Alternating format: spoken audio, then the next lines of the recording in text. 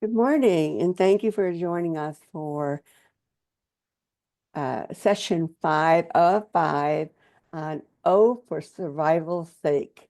Appreciate you joining us this week for these 30-minute sessions addressing how families can prepare their children and others as they go to different houses, events, gatherings, holiday celebrations, how to empower parents to prepare and maybe navigate the actual gathering and the post of relaxing the next day and not planning anything at all.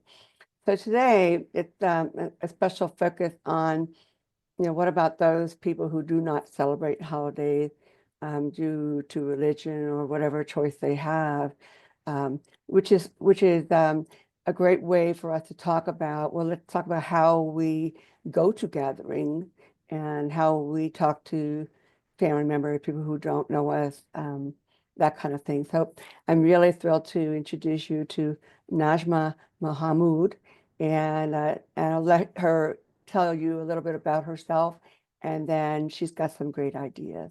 Go ahead, Naja. Good morning, everyone, and thank you for joining us. My name is Najma Mahmood. Um, I work with the OCECD, which is Ohio Coalition for the Education of Children with Disability, in the multicultural department.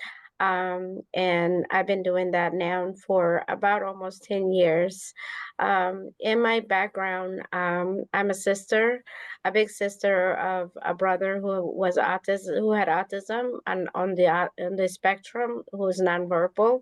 And my family is very multicultural. I'm half Somalian, half Italian, and everything else included. So I understand what it means to have a multicultural family or to be in a school setting where the children in your room or in your families are from different cultures or different beliefs or different whatever they celebrate. And maybe that is not what is celebrating at that moment of the holiday.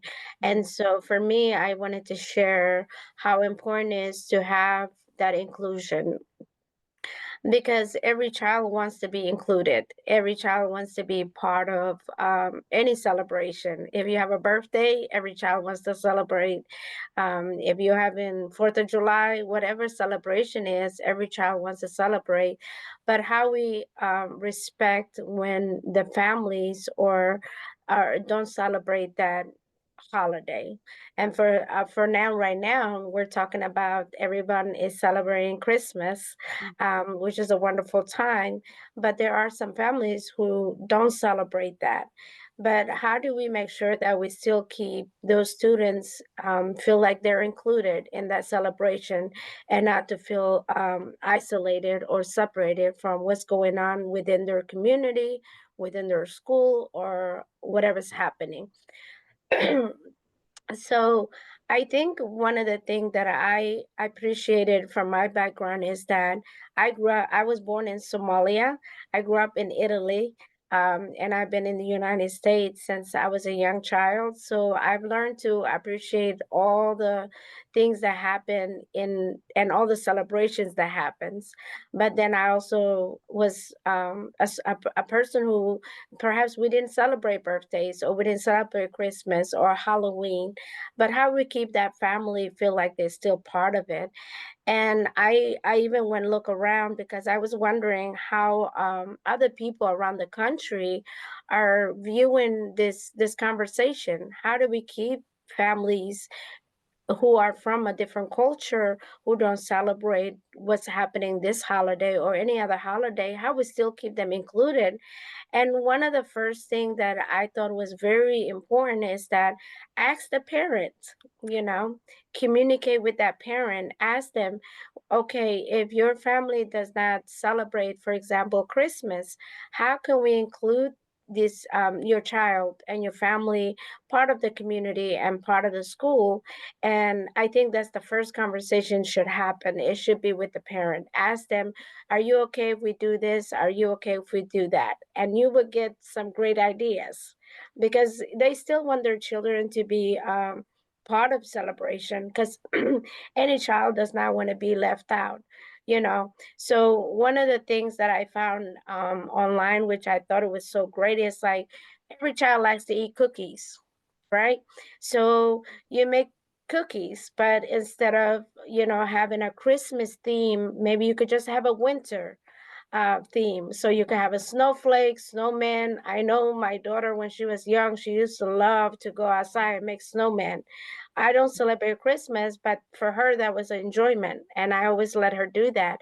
So just include things. How about, instead of saying, like, I know, for example, my organization, um, the theme has changed many years, but now we don't just call Christmas break or this, we just say winter break. And it's winter, yes, it's freezing. So let the children become part of that. And from the past 3 days of this would be the fifth day, but the past 4 days of this, doing this survival for the holiday, one of the thing I learned is that have games that are not just about religion or this, but it's just make that child who may not even know how to speak because he's on the spectrum, he's nonverbal, or maybe a child who has a disability, is in a wheelchair, have a games where it's not about just the religion, just to let them know that, hey, we're celebrating, we, you know, it's almost, we're about to have a 2 week break. All these stuffs are great tools to have in place. So when it comes to multicultural families, the most important thing I want everyone to kind of remember is that it's that family is actually part of this country also, but the beliefs might be different. That doesn't mean that they are excluded, and we want them to be included. And so to make them feel included, let's have a question. Is this okay to do with your family? And another thing which I actually find very powerful is that some schools do have this, which is when they have multicultural um, internet, they call it the international night, where everybody comes and brings their flags, their food. Well, let's bring that in during the holiday, you know. So you know, when we're having the last day of week, let's bring everybody, say, okay, what food do you eat in Somalia? What food do you eat in Kenya? What food do you eat in Honduras? What food do you eat here? Because then it becomes a celebration, not so much as about religion, but also just the community celebrating together. So everyone feels included, and everyone feels connected. And so those are the two things I wanted to bring up, because I feel like once you make the international community feel part of your community, our community, because I'm a multicultural person, and I feel connected to my community because I make sure that I'm involved. But sometimes I think the challenges becomes when we have a student who also has extra needs, who needs extra support. How can I also include him? Because I will give you a short story. One of the students that I work with in Columbus, Ohio, is Muslim, but the school were preparing to do their Christmas show, and the student asked the teacher, say, why can I be part of it? And she said, well, you know, you don't celebrate Christmas. And the student didn't automatic, but the teacher noticed that something was not right, and automatically she went into, you know, being the great teacher she is, and she figured out what role can she play. So instead of calling it a Christmas show, it was called the Winter Festival, and all the students were included. And that student was part of it because her favorite thing was having star and snowflakes. So she had that role. And that's just a small, simple thing what we can do to include when we feel like we're not being included. And although preparing for gathering, whether it be with your family, whether it be in the community, can be stressful. I think like one of the important thing about having the multicultural family is to feel them that they, yes, you can play a role. Ask the mom to bring a dish, you know, what Mhm. is the dish that you guys eat when it's Ramadan? What is your favorite dish? My favorite dish is a sweet. Basically, it's a candy made on top of candy made on top of candy, and I love it. And so she can bring that, and all the kids can, you know, taste it. They probably never taste it. Um, it could be something, you know, simple as how do you decorate your home when it's, you know, your holiday, and it can be incorporated into the school holiday. But if I go back to the 4 days of this, how to survive the holiday for families and gathering, I wanted to remind everybody is that everything is about how to make sure that you understand what are the needs, what are the wants of those kids, because sometimes we don't know them, and because they're coming into our home or into, you know, somewhere where they've never been. Mhm. So it's how we incorporate all that. And I always, if Miss Deborah would like to share, is I always say that the page, we use the charting for life, page one, because this page for me works even including the multicultural family, because within this page you can write down, you know, that a multicultural family will not eat anything made with pork. I remember one time I went to my best friend home, and even the greens, the vegetable, she told me, don't eat that. I said, it's just vegetable. She said, no, don't eat that because my grandmother, she likes to put bacon in it. I did not know you put bacon in vegetables, because I thought that was going to be my safety. So it's just knowing that. But if she'd known me ahead of time, and her grandmother was so wonderful, after I got there, she said, "Oh, I'm sorry, I did not know you don't eat pork. I'm gonna make you something else."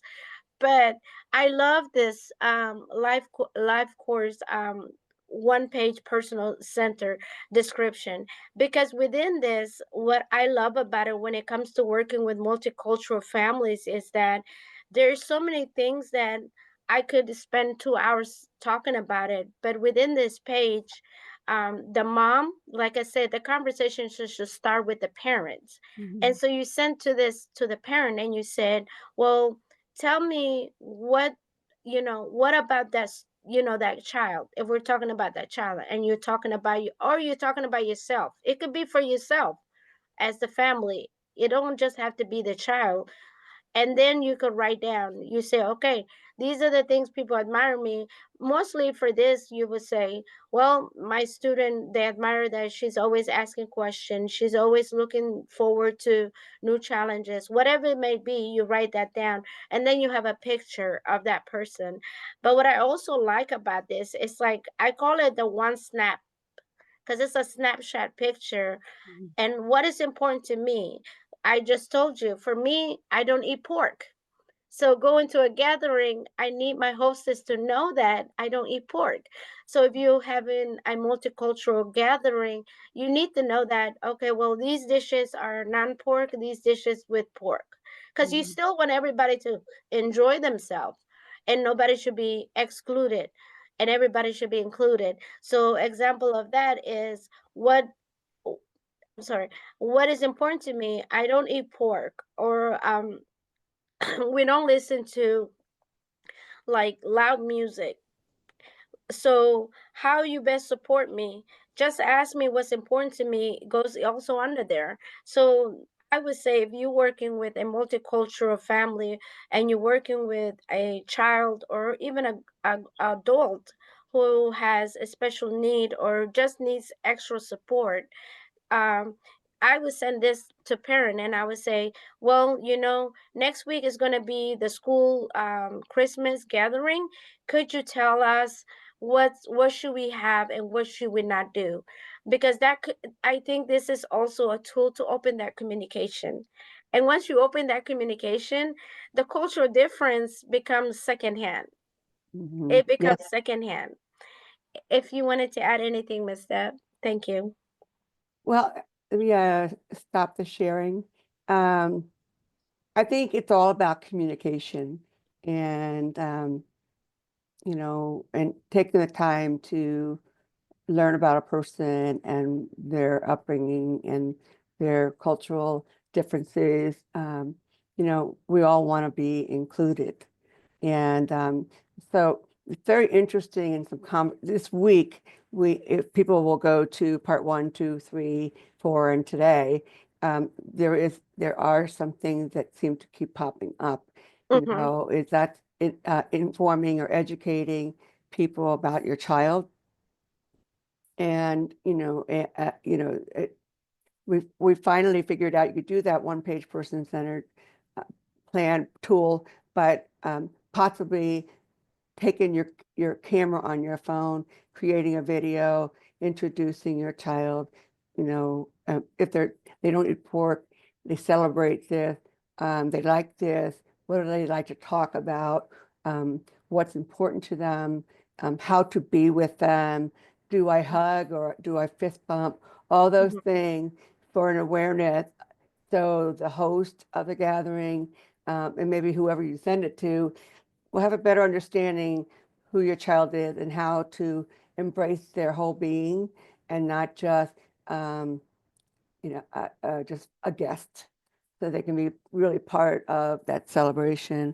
Um, in conversation with some other people, I have one dear friend who was sharing about going to a family funeral, and her son doesn't like to wear the dressed up stuff.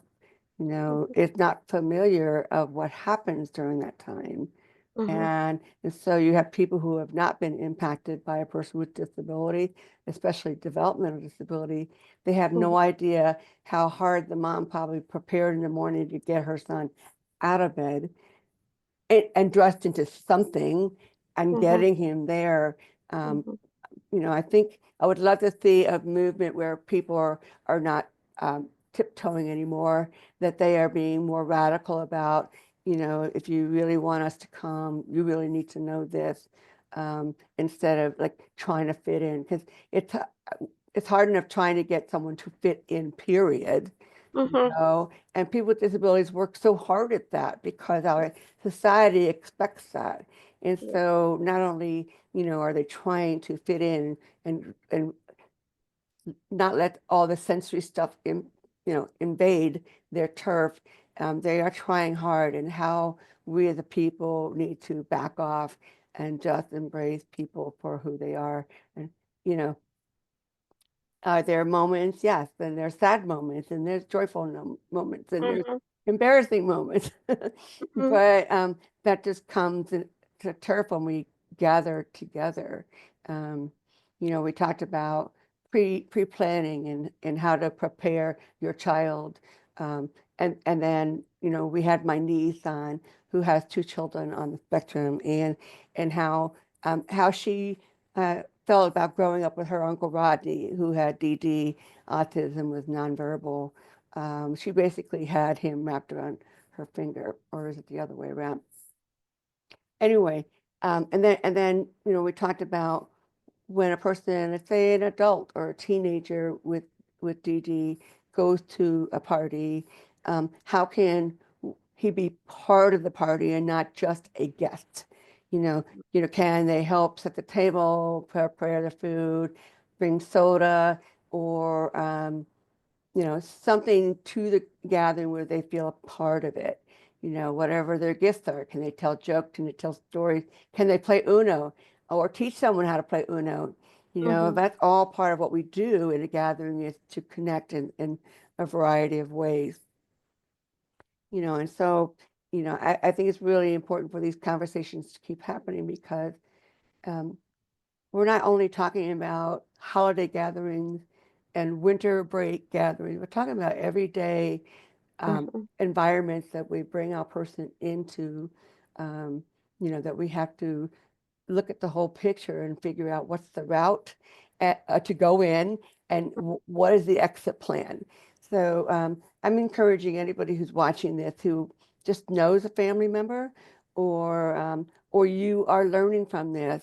That's our hope. Our hope is that these tips that were given this week would empower you to be a friend to somebody, to love their child and embrace their child and just focus on the relationships. So I I just wanted to say that you said it just right, Ms. Deb, and everyone who's watching, is these tools and these um even myself, I share that I can use this. This is not just for the holiday. This is for every time gathering, because it's how to understand someone who just needs extra support, but other people see it as a um someone who's going to not fit in, or someone who's going to be a problem, or someone who just does not fit into their so-called regular picture. So to understand that, and it's great because like I said, i I work and I support many families, but I also am a mother, and I'm also a sister, and one of the thing is sometimes, when I even talk about multicultural perspectives, I always reminding people we are exactly the same. We just maybe from two different area, but we're exactly the same. And when you said getting ready, getting ready for, let's say, a place you've never known, that's a challenge for anybody. I don't know who you are, but it's always a challenge. But again, having that preparation, having that um, extra time to put your who you are and what are you expecting, and sometimes it's on the parent, for, that who has to do that, or the sibling who's supporting that person, who has to do that preparation, who has to let other people know, hey, maybe my brother is on a wheelchair, but guess what? He's the funniest dude on the planet. Or, he's gonna try to hug you, but sometimes that's not might be okay. But all that stuff is information that needs to be shared ahead of time. But I love, if you guys get a chance to watch this, the whole the 5 days, what I picked from is that these tools are something that could be used on many occasions and in many places. yes, Thank you. yes. I was going to share one more tool. We call it the trajectory. And, Oh, you know, this is a tool in the state of Ohio. The Ohio Department of Developmental Disabilities has fully embraced charting the life course tools. In fact, when families are preparing for an IEP, they recommend to use charting the life course tools. So this one is called a trajectory, and I'm going to just kind of go through it really quickly here. Let's say this is your person, or let's say it's me as a person, as a mother of a child with specific special needs, meaning that um, uh, it's pretty involved. My goal on the right here is, what does a good life mean? And for as a mom, you want your child to have a good life. So what does that mean to you? It means having friends. It means learning. It means um, uh, growing interest. It could be whatever it is that you want for your child. And, you know, so so we can list that here, but being what independent. right here in the middle, it says future life experiences. That is your plan. What is your plan to help make that good life happen? And, for preparing for these gatherings, the plan would be I'm going to tell my child what we're doing, who is going to be there, what to expect, might have a visual schedule, you may have, an exit plan, all those things to make that experience that good life experience happen. And so there's a lot of preparation that comes into play, especially for families who have children with disabilities. And so let me back out of this real quick. Forget how I do this. Here we go. I went to, is it still sharing? Okay, that's up. So our hope is that if we at the Center for Disability Empowerment or the Ohio Coalition for the Education of Children or the other community resources out there can be a support of you, please check into them. You know, it's all about helping people to have a good life and what it takes for that. And, you know, if we don't know, we try to help find that solution or at least get you to from point A to point B. So if you've been a family member listening or sibling or caregiver of someone, I want to encourage you that, you know, we know the journey is hard and confusing and frustrating. But please know there's many of us who are also family members who are out there who want to encourage you, empower you to be the best parent, the best caregiver that you can be. You're not alone. So there's a wonderful thing I always say about my brother who never spoke a word in his life, that his life still speaks volumes. And so it impacted myself and my career choice. My sister was a special education major. In Najma's life, her brother, who also was nonverbal and on the spectrum, impacted her very similar to myself. And so when we take the time to listen to each other's stories, and we learn how to embrace the whole person, and it's so fun to do a journey along with people. So I thank you for joining us today. And Najma, thank you so much for who you are and your experience and teaching me so much more about inviting the Muslim community into those spaces that are typically Christmas and, you know, those kind of things, to just invite people because who they are and how important they are to you. So Thank you. have a great week. You Hopefully, too. you'll pass the link on to other people. And my hope is to have this whole series put on our the Center for Disability Empowerment YouTube channel. Thank you, Okay. Najma. You're welcome. Thank you so much. Have a great weekend. You too. Okay, stop. Recording.